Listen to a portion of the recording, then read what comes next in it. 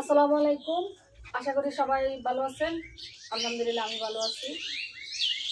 আর আজকে দুপুরের খাবারের তালিকায় পাঙ্গাস মাছ আর ঢেঁড়স ভাজি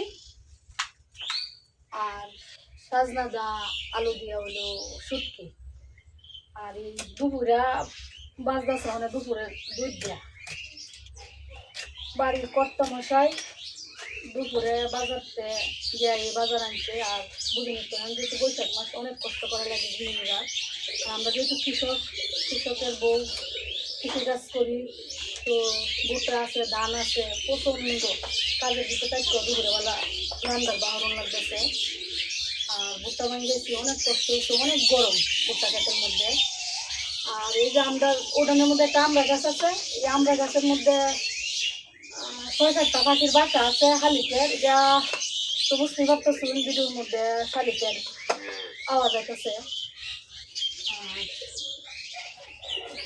আর আমার ভিডিও ভালো লাগে তাহলে সাবস্ক্রাইব করবেন, লাইক কমেন্ট শেয়ার করবেন আর চোখ রাখবেন।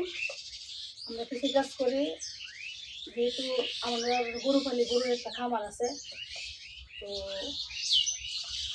ভিডিও সামনে গেলে সুন্দর একটা কমেন্ট করেন ফুল ভিডিও দেখার পরে। আর বৈশাখ মাসে যে কি কষ্ট, এই দুপুরবেলা ধানের কাজ ভুট্টার কাজ করে রান্না, এটা একটা গৃহিণী বুঝে। প্রচণ্ড গরম আর মেয়ে গড় করে যে রোদ উঠে, এই রোদে কিন্তু অনেক চড়া থাকে। আর আজকাল রোদেও চড়া, এর মধ্যেও একবার মেঘ আইব আইব করে দৌড়াইছি সবাই, ভুট্টা একবার গলা করাইছি, আবার লাগছি, সব মিলে তেরার মধ্যে আসছি। আর আমি মাছ কাটলে এই বিল্লু মামা এখন সবসময় করতে বন্ধ পায়, হ্যাঁ জানি সুন্দর হয়ে দাঁড়াইয়া মেও মেও করবো। এই হলো আমাদের পরিস্থিতি।